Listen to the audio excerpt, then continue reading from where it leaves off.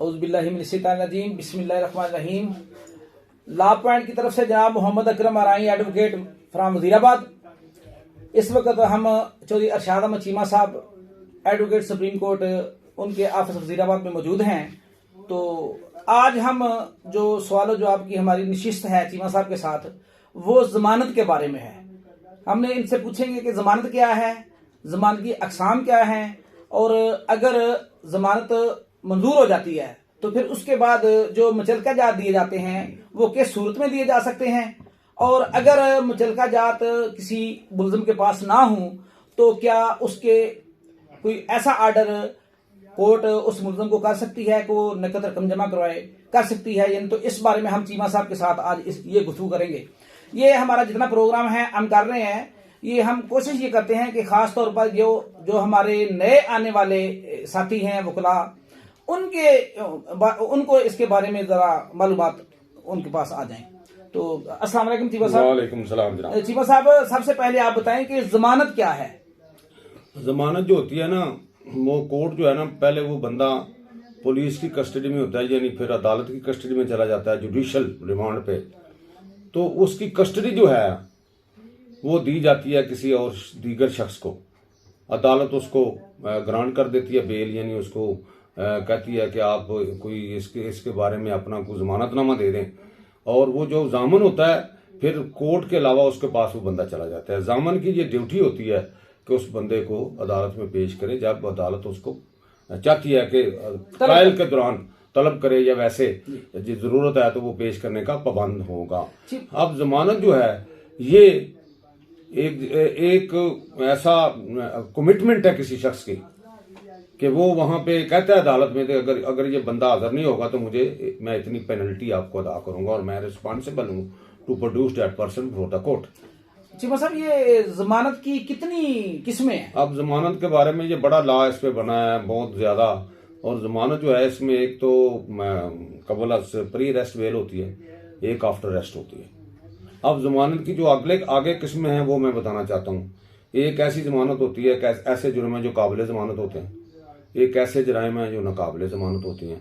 काबिल जमानत जुर्म जो होता है उसमें 496 सेक्शन इसको डील करती है। उसमें मुलजम का हक बन जाता है, उसको जमानत देना पड़ती है, उसको जेल भी नहीं भेजा जा सकता। अगर वो अपने जमानतनामा वक्त पे दे देता है कोर्ट को, तो कोर्ट उसको रिहा करने की पाबंद है, या पुलिस ऑफिसर भी रिहा कर सकता है उसको मुचलका लेके, जमानतनामा लेके। अगर जो दूसरी जमानत है जो नॉन अवेलेबल होती है, उसकी भी दो किस्में हैं।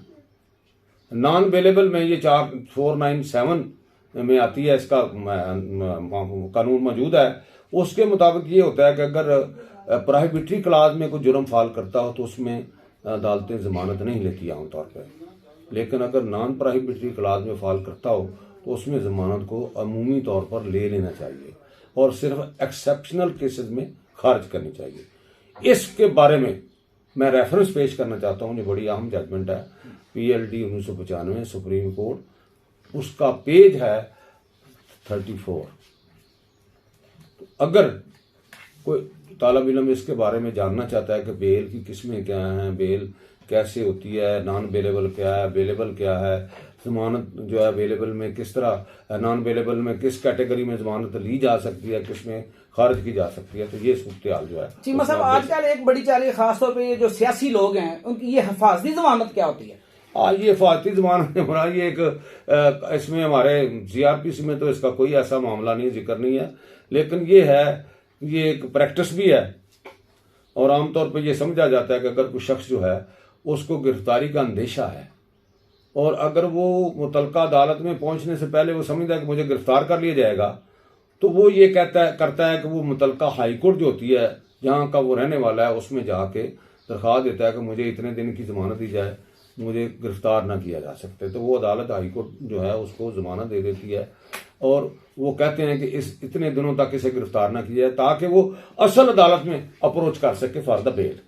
तो ये इसको हिफाजती जमानत। अच्छा चीमा साहब, ये जमानत के लिए मुलजम का अदालत के सामने पेश होना जरूरी है या नहीं है? प्री अरेस्ट बेल में ये जरूरी है। जो कबल गिरफ्तारी जमानत होती है उसमें मुलजम की हाजिरी लाजम है, और इसके बारे में 498 में भी लिखा हुआ है कि वो पेश हो, क्योंकि वो जमानत ले जी एक्स्ट्रा ऑर्डिनरी रिलीफ है। और अगर वो सरेंडर करेगा कोर्ट में और कोर्ट देखेगी कि ऐसे हालात मौजूद हैं कि इसको प्री रेस्ट बेल दी जाए ताकि ये गिरफ्तार न हो सके, तो फिर उसकी जमानत हो सकती है, अदरवाइज नहीं। चीमा साहब, जब ये जमानत मंजूर हो जाती है तो कोर्ट कहती है कि जी आप ये मुचलका जमा करवाएं, तो ये मुचलका क्या होता है? मुचलका, इसको इंग्लिश में बेल बॉन्ड कहते हैं।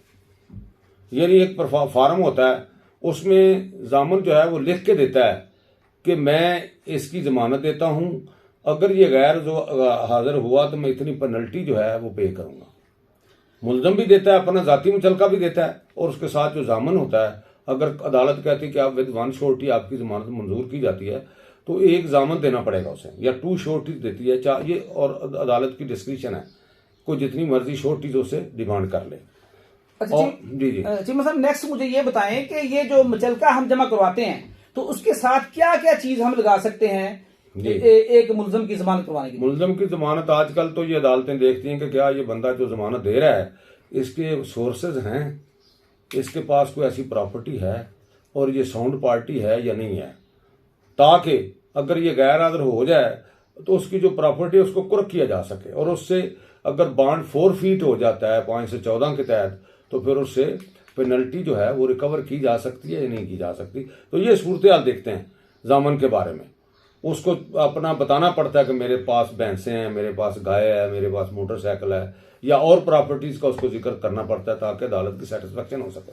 अगर चीमा साहब, अगर किसी जामन के पास, किसी मुलजम के पास कोई जामन ना मौजूद हो, कोई उसको अवेलेबल ना हो, तो क्या जो अदालत है ये मुलजम से कह सकती है कि या आप इतनी रकम जो है ये अदालत में जमा करवाएं? ये बड़ा अहम सवाल है आपका, और इसके बारे में आज हमारा मकसद भी यही था इसको बयान करने का। मैं इसमें जजमेंट भी एक आपको रेफर करना चाहता हूँ। असल में यह है कि अदालत कंडीशनल बेल नहीं दे सकती, ये पाबंदी नहीं ला सकती कि आप 10 लाख रुपया जमा करवाएं और रिहा हो जाएं, ऐसा मुमकिन नहीं है। ये 499 सेक्शन है, उसमें ये लिखा हुआ है कि सिर्फ जमानतनामा तलब किया जा सकता है, बेल बॉन्ड लिया जा सकता है मुचलके की शक्ल में, जामन लिया जा सकता है, क्योंकि अदालत ने अपनी कस्टडी से, जुडिशियल कस्टडी से रिहा करके छोड़ के मुलजम को एक दूसरे बंदे की कस्टडी में देना होता है, उसका रिस्पॉन्सिबल हो जाता है। तो ये कंडीशनल जमानत का कोई रवाज नहीं है, ना कानून है, बल्कि एक जजमेंट बड़ी बहुत अच्छी जजमेंट है, ये भी 2023 में वो रिपोर्ट हुई है, SCMR 2023 पेज 401 है। इसमें बड़ा डिटेल्ड बताया गया है कि अदालत किसी बंदे को मजबूर नहीं कर सकती कि वो जमानतनामा बेल बॉन्ड देने की बजाय उतनी रकम जमा करवा दे, या ये नहीं कह सकती कि आप 2 जामन भी दें और 15 लाख या 30 लाख या 40 लाख रुपया वो अदालत में डिपॉजिट के तौर पर जमा करवाएं। ऐसा मुमकिन नहीं है, ना ऐसा हो सकता है, कानून इसकी नफी करता है। और ये जजमेंट बड़ी अथॉरिटेटिव है और बड़ी अच्छी जजमेंट है, इससे बड़ी गाइडलाइन दी जा सकती है।